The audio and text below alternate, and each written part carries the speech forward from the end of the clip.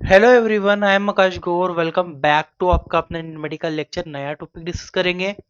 Breast का complete structure discuss करेंगे। Anatomy with physiology, anatomy भी पढ़ाऊंगा, फिजियोलॉजी भी पढ़ाऊंगा, हिंदी इंग्लिश दोनों लैंग्वेज में पढ़ाऊंगा। नोट्स के लिए डिस्क्रिप्शन कमेंट बॉक्स में लिंक है, वहां से डीएमएलटी बीएमएलटी स्टूडेंट ले सकते हैं। स्टार्ट करते हैं। ब्रेस्ट होता क्या है, बेसिक चीजों से स्टार्ट करके एंड तक जाएंगे। देखिएगा, it is a pair organ that is a part of female reproductive system. Simple चीज यहाँ पे डिस्कस की गई है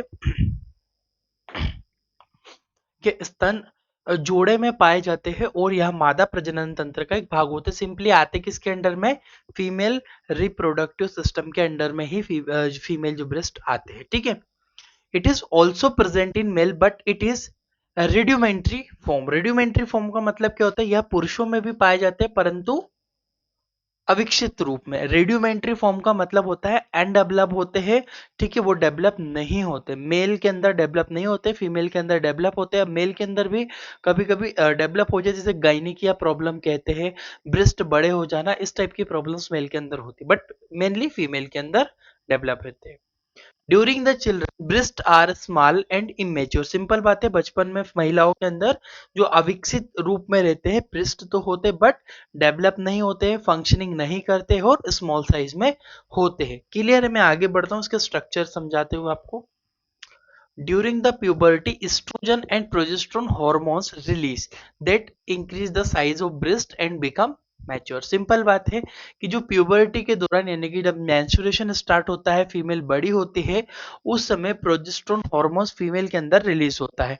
तो प्रोजेस्टेरोन हार्मोन रिलीज होता है जो कि स्तन का आकार बढ़ा देता है और उसे विकसित भी कर देता है। मतलब जो है वो फंक्शनिंग भी हो जाता है। सेंसरी ऑर्गन जिसे कहते हैं, सेंसेशन उसमें होता है। क्लियर? सेंसरी नर्व्स होती है उसमें, बहुत सारी सारी चीजें पाई जाती है। ठीक है। तो progesterone hormones is responsible for the activation of female breast. Clear है? आगे बढ़ता हूं। During the pregnancy it is completely develop and produce milk. यानी कि क्या होता है, गर्भावस्था के दौरान यह पूर्ण रूप से विकसित हो जाते हैं। कंप्लीटली डेवलप कब होते हैं, जब महिला गर्भावस्था में होती है, प्रेग्नेंट होती है, उस समय हो जाते हैं विकसित और दुग्ध का स्त्रावण करते हैं। मतलब जो मिल्क प्रोडक्शन है फीमेल में ड्यूरिंग द प्रेगनेंसी होने लगता है, और उनको डेवलप करने वाला हॉर्मोन्स का नाम याद रखिएगा, प्रोजेस्टेरोन हॉर्मोन्स। नेक्स्ट है, during the pregnancy, pituitary gland produce prolactin hormones that help to production of milk। ये पॉइंट भी आप फीमेल ब्रेस्ट में माइंड में रख लेना कि भाई जो फीमेल ब्रेस्ट को डेवलप करवाने वाला हॉर्मोन्स कौन सा है, ईस्ट्रोजन और प्रोजेस्टेरोन है। परंतु उसमें जो है एक हॉर्मोन्स होता है जो कि पिट्यूटरी ग्रंथि से निकलता है। कौन सी ग्रंथि से निकलेगा, यहाँ पे आपकी है, तो मार्क करता हूँ, that is a pituitary gland. Pituitary gland से निकलेगा, प्रोड्यूस होगा, क्या नाम है हॉर्मोन्स का, प्रोलेक्टिन हॉर्मोन्स। और ये प्रोलेक्टिन हॉर्मोन्स रिस्पॉन्सिबल होता है हॉर्मोन्स को प्रोड्यूस करने के लिए, मिल्क यानी कि मिल्क को प्रोड्यूस करने के लिए फीमेल में। क्लियर है?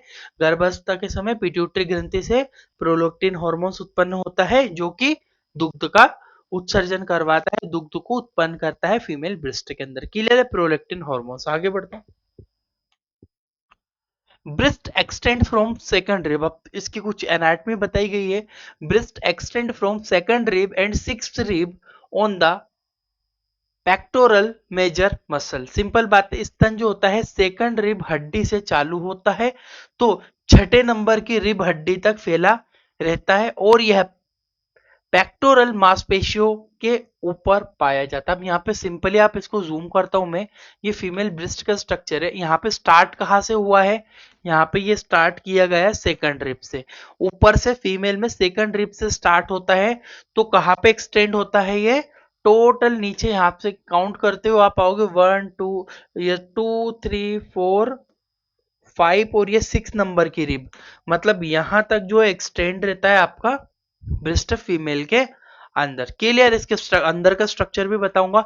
होता क्या है, पेक्टोरल फोसिया मतलब एक मसल होती है गाइस। ठीक है, मसल यानी कि यहाँ पे एक मांसपेशी है, ये बड़ी सी, इस मांसपेशी को पेक्टोरल मसल्स कहते हैं।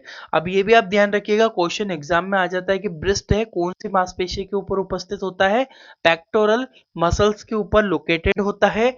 और फर्स्ट सेकंड रिब से स्टार्ट होता है, फर्स्ट रिब नहीं सेकंड रिब से स्टार्ट होता है, सिक्स रिब तक एक्सटेंड होता है, पेक्टोरल मांसपेशी के ऊपर ऊपर लोकेटेड होता है। क्लियर, आगे बढ़ता हूं।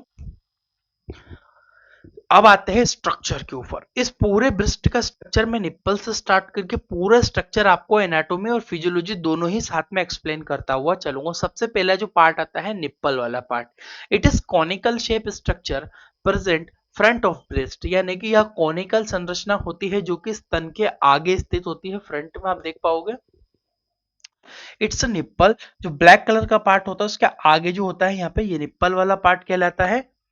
क्लियर है। It contain opening of 15 to 20 lactiferous duct that that deliver milk. अब देखो इसमें क्या होता है, बेसिकली मैं इसको, ये ब्रेस्ट का स्ट्रक्चर है, मैंने सारा ब्लैंक किया है, फ्रंट की निप्पल ओपन की है। यहाँ पे क्या होता है, बहुत सारे एक नलियां अंदर से आती है। वो नलियां कहाँ से अंदर ब्रेस्ट में जुड़ी रहती है वो भी मैं आपको बताऊंगा। छोटी छोटी यहाँ पे नलियां कनेक्टेड होती है। ये नलियां क्या होती है, जो लैक्टोफेरस डक्ट जिसे कहते हैं, ये मिल्क को लेकर आती है। नलियां होती है जो कि दूध को उत्पन्न करवाती। क्लियर है, लिखा हुआ है तो क्लियर है। कोनिकल शेप का स्ट्रक्चर होता है, ब्रेस्ट के फ्रंट में प्रेजेंट होता है, बिटवीन पूरे सेंटर में।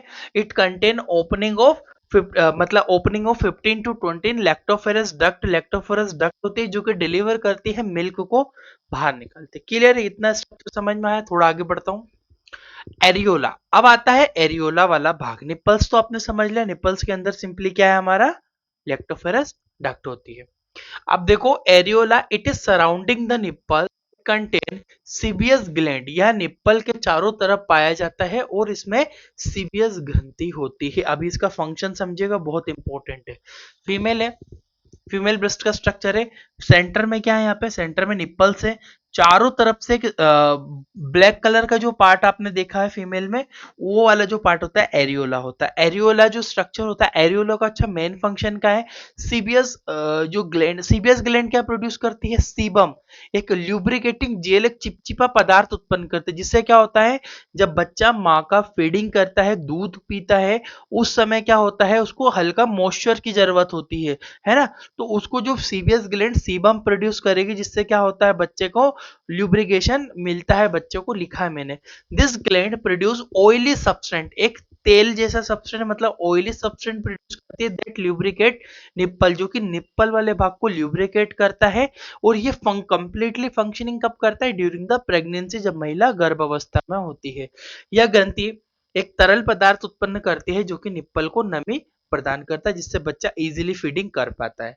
It contains so many sensory nerve. So many sensory nerve मतलब मैंने पहले भी बोला था, यहाँ पे सेंसरी नर्व होती है, सेंसेशन होती है। जब बच्चा, जो छोटा बेबी होता है, जब वो निप्पल को फीड करता है, उस समय क्या होता है, मदर को सेंसेशन होता है। सेंसेशन का मतलब क्या है, एक सिग्नल जाता है, एक सेंसरेशन होता है, जो कि सीधा ब्रेस्ट से होकर ब्रेन में कनेक्टेड है।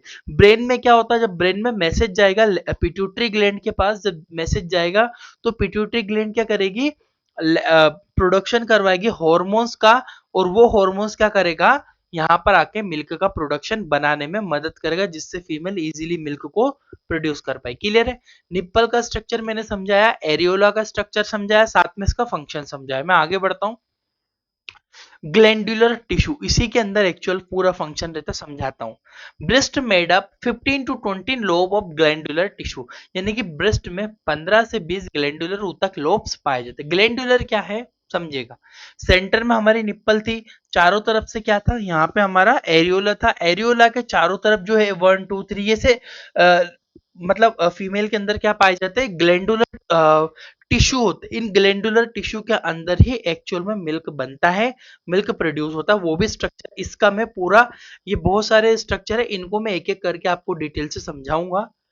Each lobe contain many small lobule that contain many alveoli milk secreting unit. अब याद रखना, ये क्वेश्चन बहुत बार एग्जाम में पूछ लेते हैं।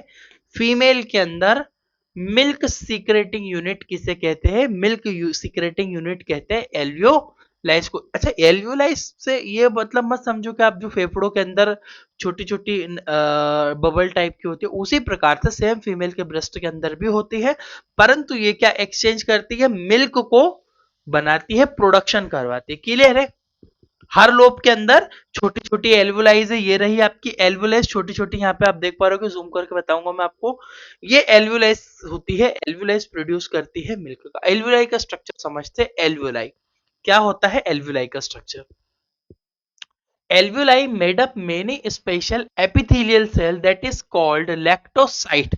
ये वर्ड याद रखना, alveoli के अंदर क्या पाया जाता है? लैक्टोसाइट पाया जाता है। लैक्टोसाइट कोशिका ही क्या प्रोड्यूस करती है? मिल्क को प्रोड्यूस करती है। ठीक है, ये जूम करता हूं, यहाँ पे पूरा स्ट्रक्चर है एक एल्वुलाइज का। अभी पीछे देखा था आपने, ये बहुत सारी एल्वुलाई थी, इसके अंदर एल्वुलाइज ग्लैंडुलर टिश्यू के अंदर। यहाँ पे मायो एपिथेलियल सेल होती है जो कि चारों तरफ से सराउंडिंग की हुई है। साथ में लैक्टोसाइट होती है। लैक्टोसाइट ये वाली सेल है, ये वाली सेल ही मिल्क को प्रोड्यूस करेगी। यहां से फिर जाएगा ये इसके अंदर निप्पल्स में, निप्पल से फिर बाहर निकलेगा। वो क्लियर है? ये पॉइंट समझ में आया?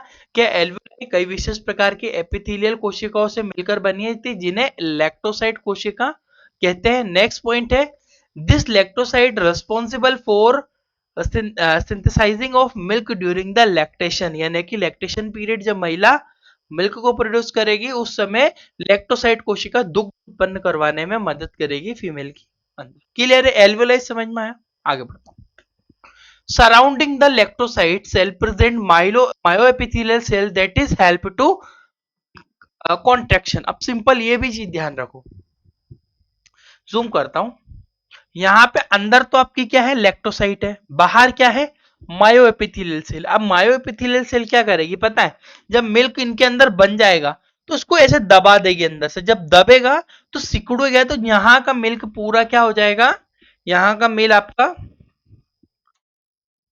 जो यहाँ पे मिल्क भरा हुआ है, ये मिल्क जब ये सिकुड़ेगा तो ये पूरा यहाँ पे इकट्ठा हो जाएगा, फिर ये रिलैक्स होगा, फिर स्क्यूज होगा, फिर रिलैक्स होगा। अंदर हल्की सी प्रोसेस ये चलती रहेगी जिससे मिल्क बन के बाहर क्लियरली निकलता रहेगा निप्पल्स के थ्रू। क्लियर है? तो मायोएपिथेलियल सेल मेनली प्रोडक्शन करते कॉन्ट्रैक्शन लिखा है। लैक्टोसाइट कोशिकाओं के चारों तरफ मायोएपिथेलियल कोशिकाएं पाई जाती है जो कि संकुचन का कार्य करवाती है एल्वुलाई को। ठीक है, एल्वुलाई को कॉन्ट्रैक्शन करवाती है। लैक्टोसाइट कोशिका आपकी यहाँ पे लोकेटेड है। आगे बढ़ता हूँ, यहाँ पे स्ट्रक्चर एक बार और आप देख लो, सिंपली जूम करता हूँ। ये फीमेल का ब्रेस्ट था, निप्पल्स मैंने आपको एक्सप्लेन करी, एरियोला एक्सप्लेन किया है, इसके अंदर आपको ग्लैंडुलर एपिथेलियल सेल बताई थी, यहाँ पे मैंने टिश्यू बताए थे। इस तरह के जो है निप्पल्स के अंदर सॉरी ब्रेस्ट के अंदर ये लोकेटेड होते हैं एल्वुलाइज। ये एल्वुलाइज क्या करते हैं? प्रोडक्शन करवाते। क्लियर है? यहाँ पे कुछ इस तरह की सेल है, लैक्टोसाइट सेल, जो कि जूम करके यहाँ पे बताया।